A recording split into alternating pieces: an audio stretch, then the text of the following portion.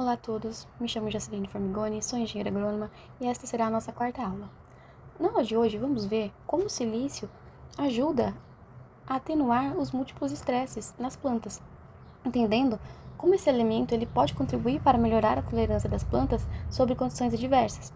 Vamos abordar principalmente os mecanismos pelos quais o silício ele ajuda as plantas a se proteger, incluindo os seus efeitos sobre o sistema fotossintético, o estresse oxidativo e o funcionamento fisiológico vegetal. A ideia aqui hoje é compreender por que o silício é considerado um elemento benéfico e qual é a sua importância dentro da nutrição de plantas. Bom, para contextualizarmos, o silício ele é considerado o segundo elemento mais abundante da crosta terrestre, estando apenas atrás do oxigênio. Ele está presente ali principalmente na forma de silicatos e óxidos de silício. No entanto, apenas uma pequena fração dele está disponível para que as plantas consigam absorver. O silício, apesar de ser considerado um elemento benéfico, ele não é considerado um elemento essencial para as plantas. Por quê? Porque as plantas elas conseguem completar o seu ciclo de vida sem ele. No entanto, nos últimos anos, ele vem sendo amplamente estudado, devido a uma gama de benefícios que ele pode trazer para as plantas quando estão sob algum tipo de estresse, seja bióticos ou abióticos. Em relação à sua forma química absorvida, o silício ele é absorvido principalmente na forma de ácido monossílico e disponível para absorção pelas raízes.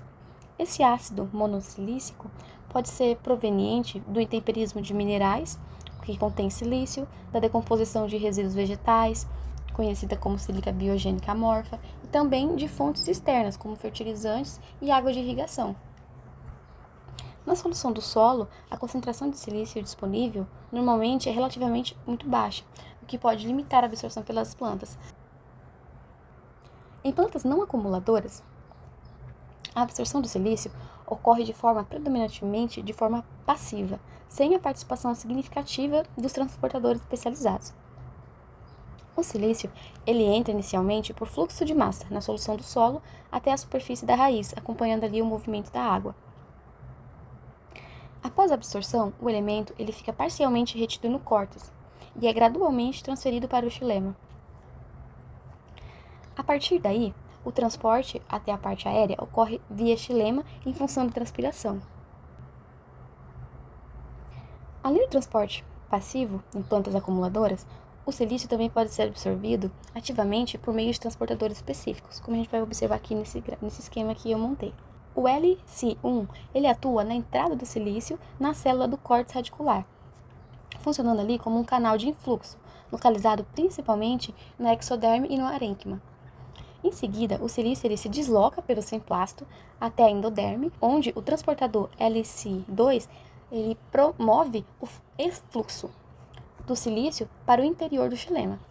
A partir daí, o elemento passa a ser transportado com a seiva bruta, acompanhando o fluxo transpiratório até as folhas, onde ocorre a sua descarga via LC6 e posteriormente a polimerização, na forma de sílica hidratada, resultando na deposição da sílica amorfa hidratada nos tecidos. Antes de observarmos as imagens microscópicas que eu separei, é importante compreender como ocorre a deposição de silício em nível celular. No número 1, como a gente pode olhar nessa imagem, o silício ele é absorvido na forma de ácido silícico e transportado pelo xilema até a parte aérea, acompanhando o fluxo transpiratório. Com a perda de água pelas folhas, ocorre o aumento da concentração de silício nos tecidos. Quando esse limite de solubilidade é ultrapassado, vai iniciar o processo que está numerado na imagem como número 2, a polimerização, no qual as moléculas formando as ligações, como podemos observar aqui na imagem. Essa reação leva ao número 3, a formação de sílica amorfa hidratada, que começa a se organizar e solidificar. Por fim, no número 4, essa sílica ela se deposita predominantemente na parede celular e em regiões subcuticulares, formando ali estruturas rígidas como os fitólitos. Esse processo de silificação promove o reforço estrutural e prepara o tecido vegetal para responder melhor a diferentes tipos de estresse. Quando observamos a deposição do silício nas folhas, percebemos que esse processo não é apenas estrutural, mas também funcional, especialmente sob as condições de estresse. Como a gente pode observar nessa imagem, O silício ele é depositado na forma de sílica amorfa hidratada, principalmente nas paredes celulares da epiderme, formando uma camada mais rígida e espessa que atua como uma barreira física. Sob estresse hídrico, por exemplo, essa camada ela vai reduzir a perda de água por transpiração excessiva e também vai contribuir para a manutenção do status hídrico da planta. Além disso, também pode aumentar a estabilidade estrutural da folha, reduzindo os riscos de colapso celular e déficit hídrico.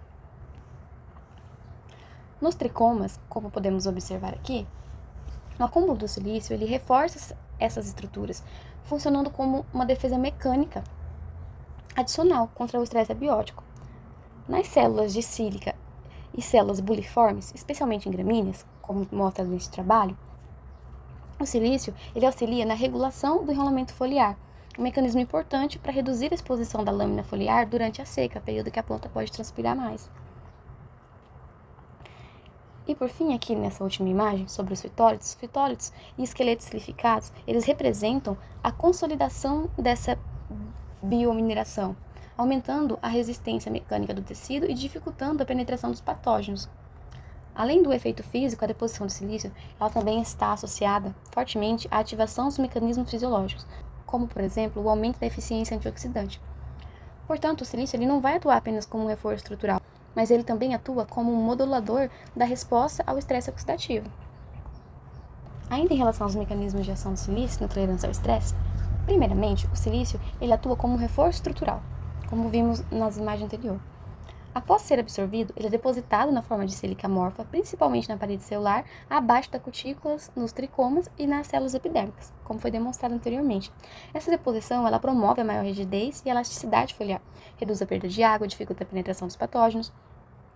Portanto, antes mesmo de atuar no metabolismo oxidativo, o silício ele já estabeleceu uma barreira física para aumentar ali a resistência mecânica da planta, não somente mecânica, mas também a nível metabólico.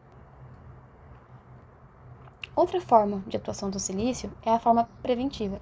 Sob deficiência de fósforo, por exemplo, ocorre o desbalanço no transporte de elétrons, favorecendo a formação de espécies reativas de oxigênio. Na presença do silício, observamos que ocorre uma melhor eficiência do fotossistema 2, a manutenção da integridade cloroplastidial, a correção parcial dos distúrbios nutricionais. Isso reduz o transporte excessivo de elétrons e, consequentemente, diminui a formação inicial das espécies reativas de oxigênio. O silício ele fortalece também o sistema antioxidante enzimático, que constitui ali a primeira linha de defesa contra as espécies reativas de oxigênio. Ele não atua diretamente como uma enzima antioxidante, mas funciona como um modulador fisiológico. Ele estimula a atividade e, em muitos casos, a expressão de enzimas antioxidantes. Quando falamos em regulação antioxidante, o primeiro sistema que precisamos entender é o enzimático. A superóxido de dismutase, a SOD, é considerada a primeira linha de defesa celular. Ela catalisa a dismutação do radical superóxido, convertendo duas moléculas de O2 em uma molécula de oxigênio e outra de peróxido de hidrogênio. Assim, transforma um radical que era altamente tóxico em uma espécie menos reativa. Na presença do silício, frequentemente observa-se o aumento da atividade da SOD, o que acelera a remoção dos superóxidos e impede a conversão em radicais ainda mais danosos, como o radical da hidroxila. Em seguida, após a SOD, entram as enzimas responsáveis pela remoção do peróxido de hidrogênio.